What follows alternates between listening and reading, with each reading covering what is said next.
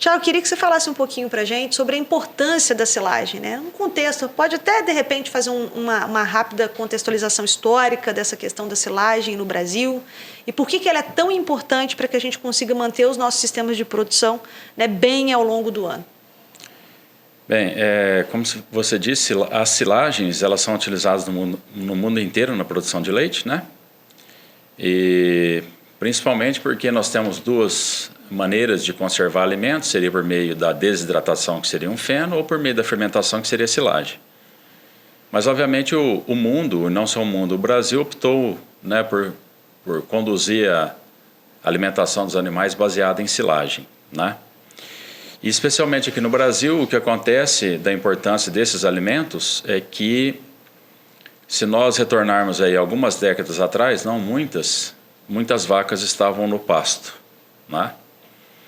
Porém, as terras foram ficando caras, outros usos começaram a tomar conta das regiões, principalmente a agricultura, o preço da terra subiu e quem continuou na atividade leiteira teve que alojar essas vacas em sistema de confinamento ou um semi-confinamento. E toda vez que você confina, você precisa de alimento conservado, né? Outra mudança também que teve é que há pouco tempo atrás nós tínhamos basicamente só silagem de planta inteira de milho na alimentação desses animais, né?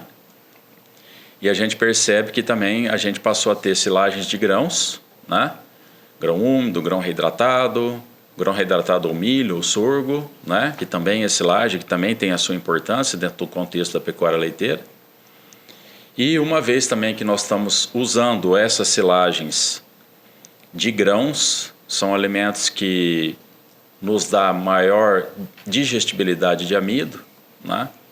E uma vez que você tem alimentos com mais digestibilidade de amido, você passa a desafiar mais a sua vaca, né? Principalmente no contexto rumen.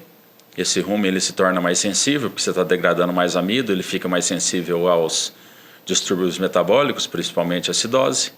E aí, obviamente, você precisa usar talvez um pouco mais de fibra ou balancear a fibra corretamente.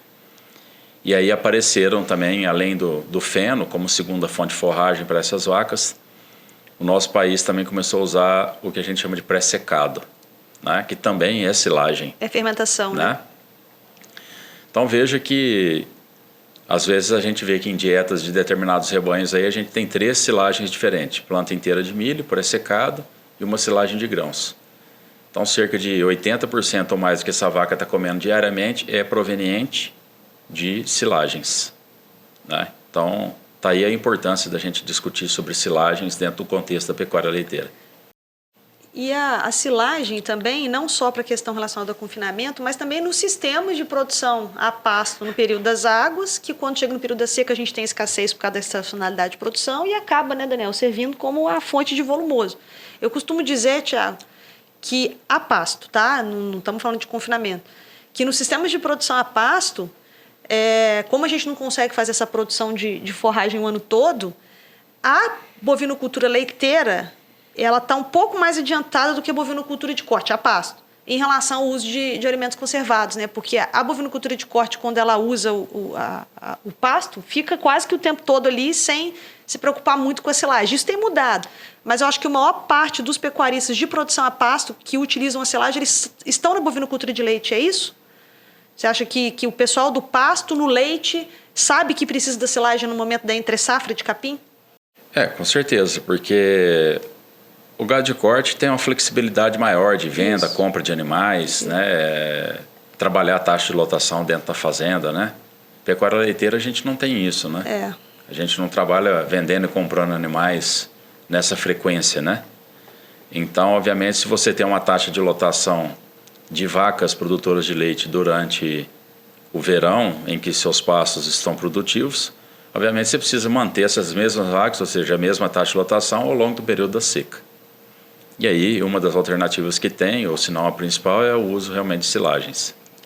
Além disso, eu vejo que no corte, principalmente por a gente usar uma base mais indiana de raças, né?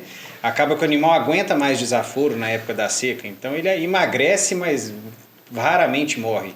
A partir do momento que você começa a especializar esse animal no leite, automaticamente, quanto mais especializado, mais sensível ele vai ser a essas intempéries de falta de comida e tal na época da seca, né?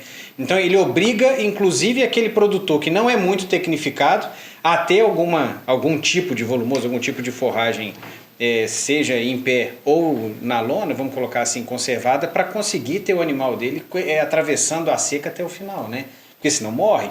Quanto mais holandês, quanto mais europeu for o animal, maior a chance dele realmente não conseguir recuperar nesse período. Então, automaticamente te obriga a fazer algo que o corte ainda consegue fazer diferente, além da facilidade de venda, né? Chegou na época da seca, eu não tenho o que comer, o que faz? Bota no leilão no mínimo e consegue pelo menos dar uma liquidez nesse tipo de animal, né? Tem essas vantagens aí.